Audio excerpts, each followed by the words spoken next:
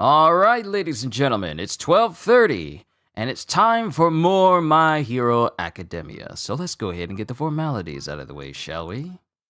Yo, peoples! Kyushu92 here, and welcome back to yet another live reading of the newest chapter of My Hero Academia. Last we left off, we saw the end of the threat of Dabi as Shoto showed up and pretty much helped his family take all of them down.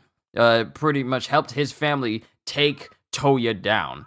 And we left out on the chapter where Himiko Toga, disguised as Twice, was looking in a direction of Dabi, wondering like if he managed to, finally smile or at least like do what he said he was going to do. But it doesn't seem that way because it also showed that Uraraka was looking in a direction of Himiko Toga because she was able to find out where Toga is. So let's begin with today's chapter, chapter 391, Rejecting the World. And it's all the Twice going, all heroes must die! And then it cuts to Pixie Bob, who's going, Pixie Bob, there's no end to them! Pixie Bob, quirk, Earth Flow. And she's using her quirk to just cause the Earth to upheaval so she can throw up a whole bunch of Twice clones in the air. And then one splits off from another Twice and aims for her. And then Tiger's in the back going, Ryuko! Oh heck, if we lose her Earth Flow, then the dam's gonna be breached. And because apparently she's been holding back, helping hold back all of these Twice. Because we got Sadman's Death Parade, which is just an endless tsunami. It's literally, okay, how long have we been since Himiko Toga used Twice's quirk to do Sadman's Death Parade, or the Death Parade itself? She's just been using it constantly, over and over and over and over and over again, as if this isn't taxing to her. All quirks have their weaknesses and their points where they stop being, at full force. And yet Himiko Toga's been going on full tilt for the past several chapters. And I say several, but I feel like it's been over 15. Well, actually over 20. Actually over 20 chapters where I feel like Himiko Toga has been going on full tilt this whole time. But we just get like an endless sea of Twice that just pours over the battlefield, and everyone gets swept up in it. Pixie Bob, the students from Shiketsu, and we get some narration. Toga was making doubles of the version of herself that had transformed into Twice. Toga's own transform quirk had a time limit based on the amount of blood ingested, but the heroes and authorities had no basis for guessing how much of Twice's blood she'd saved. Not that knowing would help them. And then we cut back to Shoto, but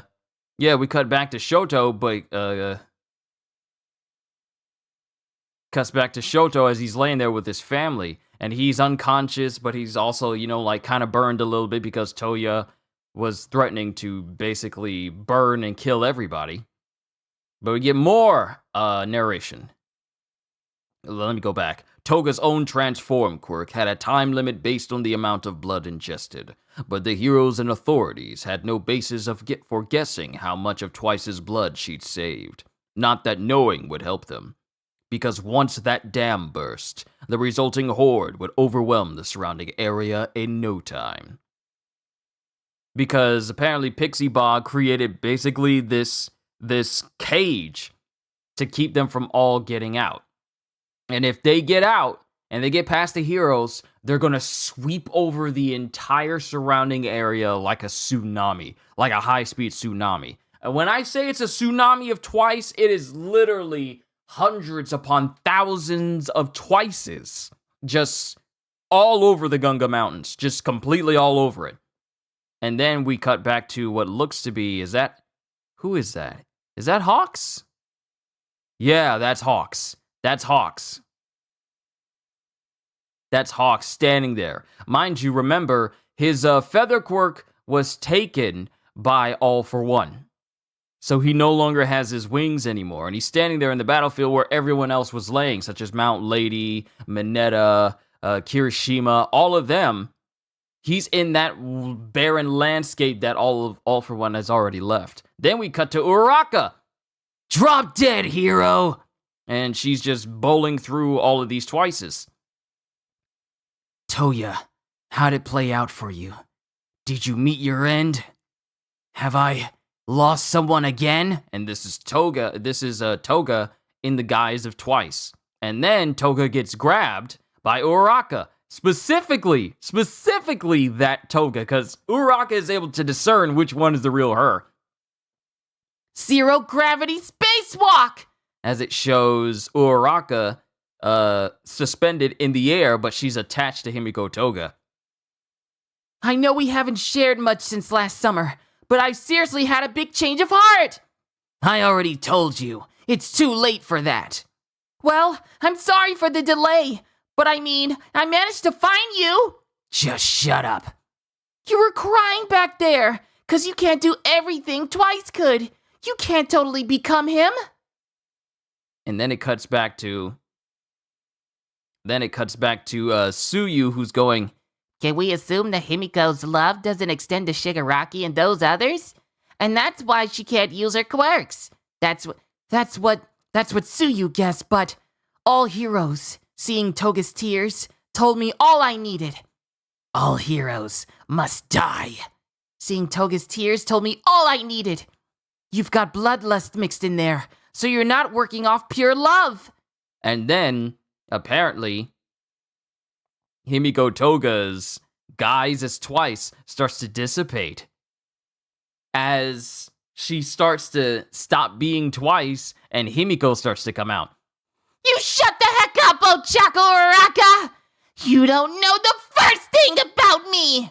As Toga starts to dissipate, she starts to appear more under the guise of Twice, and Uraraka can only look on. This was a bit of a quick chapter.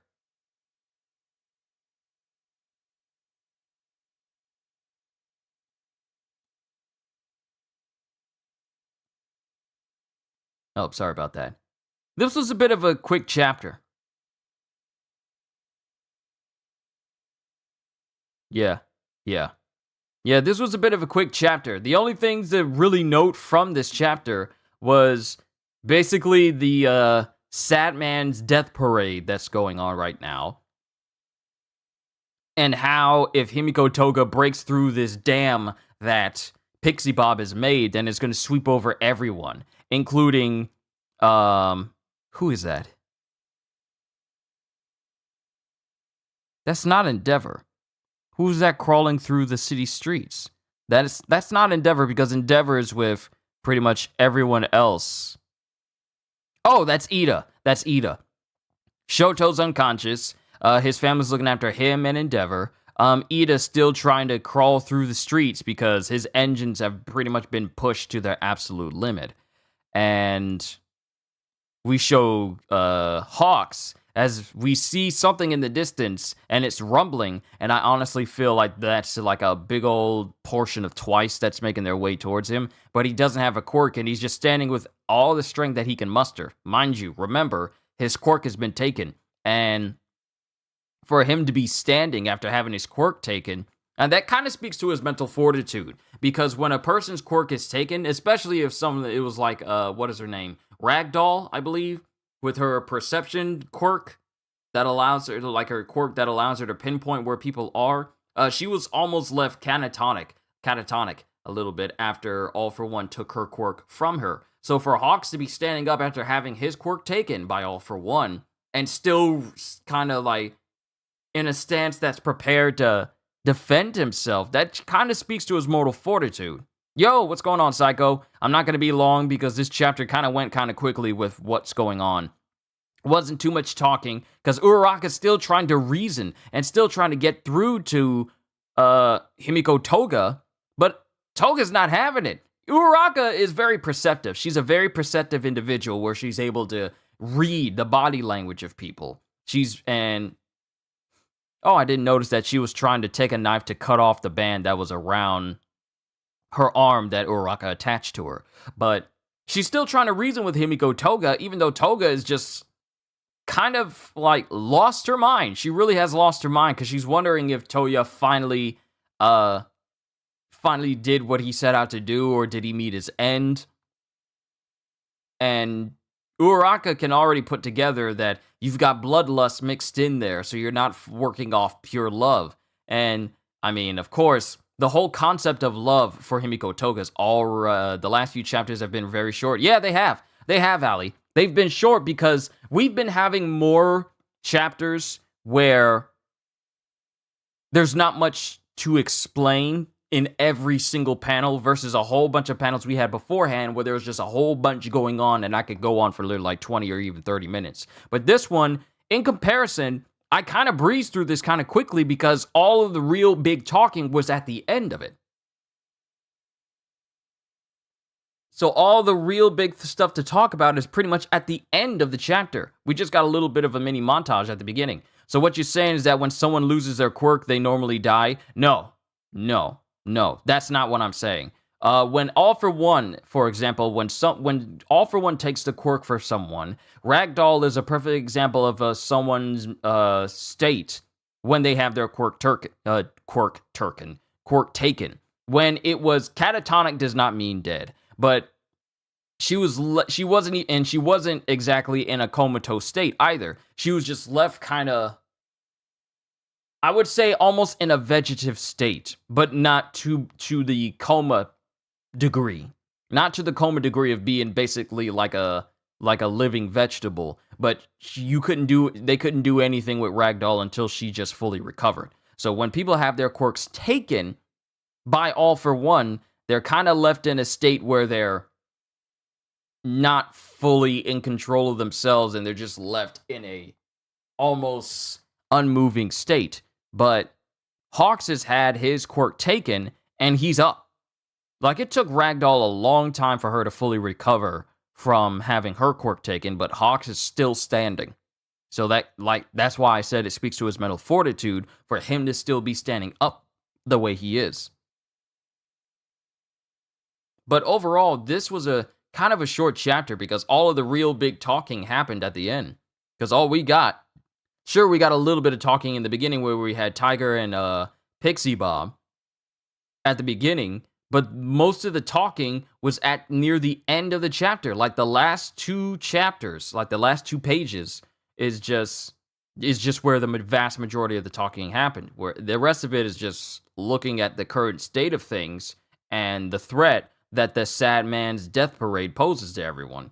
But Uraraka's words of "you got bloodlust mixed in there, so you're not working off pure love" really does agitate Himiko Toga because everything she does towards people is due to her own mental concept of what love is. I love these individuals, so I want to become them. I really want to become them. And when she can't do that, which is like, she wants to be twice, but she can't be twice. Her quirk can only let her be this individual so much. It's just a shell. She's not that person. She says she loves them to the point where she wants to become them, but she can never become them because her quirk will never let her be those people. It will always be like this fake outer shell. It will always be this fake outer shell. And it will always be her on the inside. No matter how much she says she loves these people or these individuals, she will always be Toga in there. She'll never be Bubaigawara. She'll never be Shigaraki or Toya. She'll never be Compress or anybody. She'll always be Toga. And that's the thing that she can't get a grasp on, which is what Uraraka is trying to make her see. It doesn't matter how hard she looks like these people, she's never going to truly be these people that she says she loves so much. Hawks is one of your favorite characters, but you hope he doesn't get his quirk back. See, I'm not opposed to Hawks not getting his wings back. I'm not. I mean, we'll just count that as another casualty of this massive war. And there already been plenty of casualties, but we'll just count it as a casualty. But the thing about Himiko Toga is the fact that mentally, she cannot perceive the whole concept of, I can't become this person. Even with my quirk that makes me look like them, I can't become them on the inside. And that is the point where Himiko Toga's at her weakest. When she's not fully able to become the person that she says she loves so much, mentally, it is an anomaly to her. Because even when we were going back a couple of chapters, when she was all like, why can't I become twice? Like, she can't understand why she truly can't become twice. She ingests his blood, she's able to use his quirk, and even look like him on the outside, but she can't become him. But can Toga not have bloodlust? I mean, that's the thing. Toga mentally is not all there. So the concept of bloodlust and love itself, I feel like that line between those two words are incredibly blurred. Because given her childhood and how she treated people growing up, saying like, I love them so much that I just want to, injure them and see them hurt and stuff like that. There's a difference between bloodlust and love, but I feel like Himiko Toga's mind is just so scattered. Not to the point where she's not incapable of being talked to, but it's so scattered to the point where her moral fortitude is just gone. So the line between bloodlust and love is so blurred that they're just the same thing. So I don't even think she fully understands the difference between the two, because bloodlust and love are pretty much the same concepts to her. She's got bloodlust, but she sees it as love. Even though everyone is telling her, you kind of need to dial it back. That's not love, that's bloodlust. But she doesn't see it that way. Bloodlust and love are the same thing to her, which is kind of messed up when you think about it. And you think about all the people that had to suffer under Himiko Toga because of her mental instability. But because of this mental instability, this also is a weakness for her. Because she can't deal with the whole concept of, I can't become this person. And then when people try to bring it up to her, that's when she mentally starts to get weakened. Because when she was talking to Uraraka earlier on, and this was when Makia was running through the streets, making his way towards Shigaraki, when Shigaraki woke up, this was a ways back, she was talking to Uraraka and everyone, and you could see that mentally she was not okay talking to Uraraka and Tsuyu back in the destroyed city. And the whole concept of like morals and anything like that is just completely absent for her. But also the whole concept of like bloodlust and love and all these different words that you would normally keep far away from each other, they're just meshed together for her. And it all culminates into her own perception of the world, where if I love this person, then I want to become that person. That's just mentally where she is. Very interesting. So maybe Toga is running away from being her true self. That's why she wants to be someone. Her power is like Mystique a little bit. Yeah, but unlike Mystique, she needs to ingest the blood of that individual in order for her to look like that person. She can't just instantly make herself look like that. So that's something Mystique has over Toga, because that's the limitation of her quirk. But yeah, maybe Toga is running away from being her true self. One that doesn't desire to hurt people, but to genuinely be loved by individuals. But due to her mental instability, she's not capable of thinking that way. Not capable of thinking rationally. And her own perceived world and her own perceived notions of the world are basically all that she has. And that's all that she's grown up with, and that's what she's comfortable with. So maybe Uraraka, and I feel like Uraraka is going to be the one that gets to her, but I don't know if she's going to be the one to help put her on the right path, but at least get her to a point where she can be stopped. Because there are just some people in this story who are just so far gone that they are beyond saving. Now, only Uraraka is going to be the deciding factor on whether or not Himiko Toga's mind can be fully saved. That's how I feel. Uraraka is going to be the only one who pushes Himiko Toga to that point of no return, or be the one that fully brings her out of it. Or at least not fully bring her out of it, but at least get her to a point where she can be stopped. At that very least. That's just how I feel about it. But yeah, that was this chapter. Not too big of a chapter compared to the one we got the week before last. But I thought it was all right. I'm glad we are centering on Uraraka versus Himiko Toga because it was a while before we focused on this whole situation with Toga and Uraraka and Sue. It's been a while, and I'm glad we're focusing on that because as soon as we square that away, the only person left is All For One and Shigaraki. That's the only one we got left. But Himiko Toga is the only one who's really still a major threat because she's just pouring out dozens upon hundreds upon thousands of Twice clones that just keep growing by the minute. And unless she stopped, this whole army of Twices is just going to sweep over the land like a plague. So the sooner Uraraka takes care of Himiko Toga, the better. Then we can get down to the last two major threats that is basically threatening the world right now. So we're going to have to see next week. The only chapter we're going to be getting next week is My Hero, because One Piece is still on break. And the next chapter of Jujutsu, after I read it, that's going to go on break for a whole week as well. So, yeah. So we're only going to be getting one My Hero Academia chapter next week on Sunday. Yeah, we got to see what's going to happen to All Might. Yeah, because we got All Might running into All For One, whose, negative inhibitions have been completely released. So he's just completely unhinged right now as his body continues to regress. And of course, we have Midoriya versus Shigaraki as they're just going toe-to-toe with each other right now. And Midoriya is still capable of keeping up with Shigaraki, so yeah, there's that. So we're just gonna have to see where the next chapter goes and see whether we're gonna go back to those two facets or we're gonna stick with Uraraka versus Toga. But we're gonna have to find out next week. Yeah, this was a bit of a light chapter. There's still enough to glean from this, but nothing on the same level as we got where Gentle appeared and he saved the entire school from crashing into the ground, or Midoriya taking care of Shigaraki, or All Might standing in front of All For One. Not as big as those chapters, but I feel like this is a step in the right direction for us to resolve this entire Toga matter. So that way we can just say it's done. I almost feel like this whole matter between Himiko Toga is going on as long as Raizo versus Fukudo Kuju in One Piece.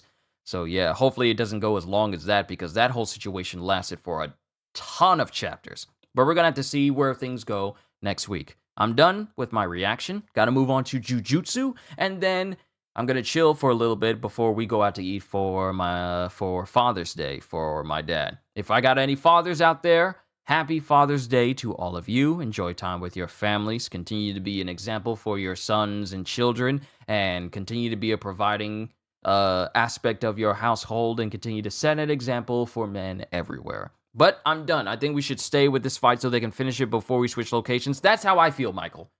That's how I feel. We need to resolve this whole Himiko Toga matter right now instead of just flip-flopping between each other, because then you're just going to drag it out. So the sooner Horikoshi centers and then gets done with this whole Himiko Toga business, then we can focus on the last two major threats of My Hero. But yeah, I'm done with my reaction. Time to get started with Jujutsu and then enjoy the rest of my Father's Day with my father. So to everyone, all I can say at the end of the day is, hope you all enjoyed. Can't wait to see you all in my next video. And if you enjoyed what you saw here today, then like, subscribe, share the stream with everyone you know, because the more the merrier. And maybe even consider becoming a member, because I am always looking forward to entertaining you. So have a fantastic day, and once again, as always,